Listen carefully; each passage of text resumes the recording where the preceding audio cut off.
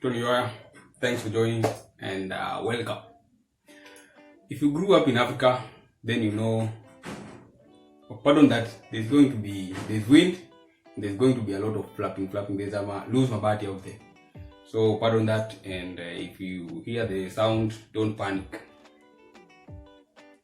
You have no reason to panic. If you grew up in Africa, then you probably know this one thing. Old people, not even old. Yeah, let me call them old people because they are old people. But calling someone an old person seems or sound a bit disrespectful. Old people were associated with being wise people. If you're an African, that is something you grew up knowing. Old people are wise. That is what we were taught by our parents. That is what we were taught. That is what you saw. Old people are associated with wisdom and experience. That is what their purpose. That is what they live for. If you want a solution to any problem, the old people solve it. Forward to 2020. And in my opinion, old people have evolved. The generation that's existing now, they don't know about the old people and how old people used to solve community problems. That thing just disappeared.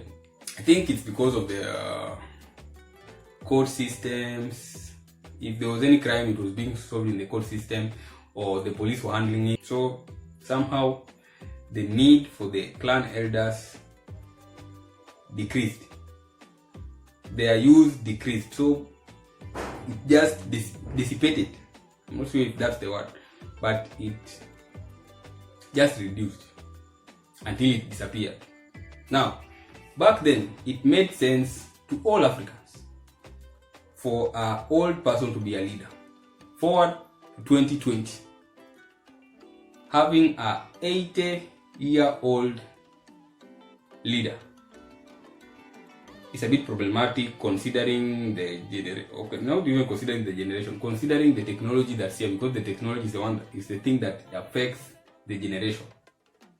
We are entering into an era where the old people who we used to rely on for wisdom and experience, we are entering an era where they don't have the experience. They don't have the know-how. If you look at the average age of the population of people in Europe, their average age is around 42 years. If you look at the average age of the people in the US, their average age is around 38 years. And in Asia I think it's a bit high, but I'm not 100% sure, but I think it's a bit high. If you look at the average age of people in Africa, it's 20 years. Okay, the reason I'm raising this age issue, if you look at the average age of Europe, which I said is 42 years, the leaders that are in Europe, the average age of a European leader is 55 years. The difference between the average age of the presidents and the average age of the population, the difference is about 10 years. If you go to the US, it's almost the same. The leaders, they are around, the average age of a leader there is around 55 years. 55 years, if you minus 38 years, what's the math? 55 minus 38, 17. I think it's 17. Now, if you come to Africa, the average age of an African is 20 years. The average age of an African leader, for you to understand this, let me not just put that number there. The average age of the first 10 oldest African presidents is around 80 years.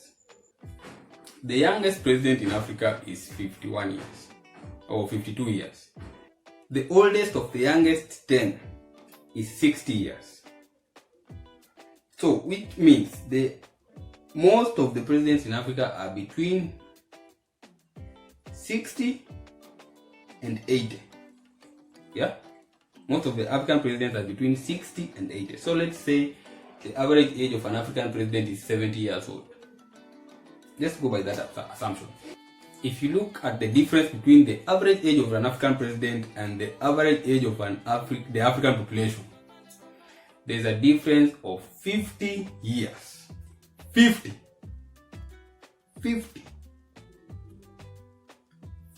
years. We have a difference. The difference in the gap is 50 years. That's a different generation. We are being led by a different generation here in Africa. If you consider the technological advancement that has gone or that has happened around the world, yeah, there's no way this difference, this big gap, the things that seem important for a 70-year-old have very, okay, I don't want to say they have little impact on the 20-year-old. Obviously, they affect a lot of the things, but that difference is too big. These people belong in two different generations. There is no way that generation is going to understand what this generation needs in order to get or to maximize the output that this generation can produce. That 50 years is a very big gap. We need, in my opinion, we need leaders who understand what is going on in Africa. We need We need leaders. We need leaders who know what the generation needs, what the people they are leading needs. Take the example of Zimbabwe. Robert Mugabe, left office when he was 93 years. 93-year-old person was still a president.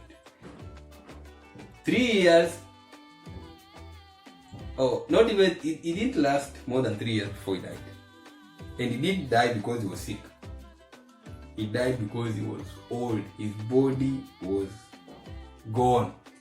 Now, obviously the average population or the average age of an Zimbabwean is around almost 20 to between, almost 19 to between, if it's too old, if it's on the upper side, not even too old, if the average age is on the upper side, it's around 25 years. So 25 years, if you subtract 93 years, that's about 68 years. A difference of 68 years. And look at the condition where he left Zimbabwe. First of all, here's my problem. Or here's the problem that's presenting itself that we don't want to pay attention to. If you look at the main problems that, let's say, are facing majority of the people now, or let's say the problems that are facing Africans, or majority of the people in Africa, it's livelihood. Let's just say livelihood. We can't give it names. We can't say he cannot afford medicine or he cannot afford school. Let's just say our standard of living as a whole is still very low. Now, if someone is 80 years old, he knows that within the next 10 years or within the next 15 years, probably he's going to be dead. How are you going to lead people when you know, even if I do something wrong,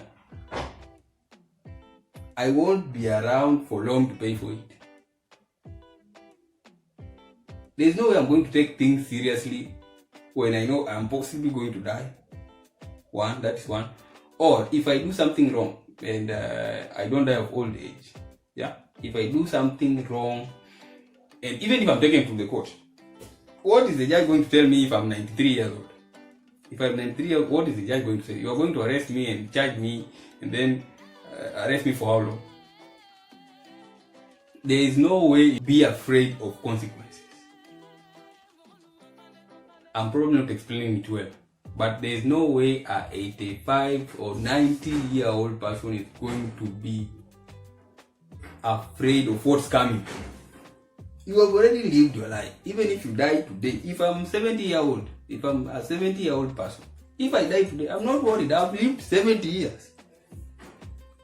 We need leaders who are around 35 years. We need leaders who are around 40 years. We need leaders who are around 45 years. Between 35 to 45 years, those are where the leaders are supposed to come from. Because these are people who still have something forward. They still have businesses to run. They still have a life they are looking forward to. They want to see their children grow up. They want to see their grandchildren grow up. If you're 80 years, your children are grown-ups. Your grandchildren are not even your business. They are the son's business because you have already helped them. If you are the African president, if you are any president in Africa, if you have a child, he is not less than 50 years old. I'm talking about those old presidents. And if that person is 50-year-old, he probably has a job because his father is a president. He probably has a very good job and he has nothing to worry about. That's the point I'm trying to make. But if you take a 40-year-old person to be your leader, this person probably has a kid who is still in high school. Yeah, he's not a grandparent. He probably has a child who is in high school. He's thinking about that child. Whatever policies he's going to think about are going to be about that child. It's easier for African leaders to be corrupt because there is nothing to look forward to. They have already lived life. Now they look at the presidency as a ticket to get to another level. There's no way at 80 or 70 or even 65.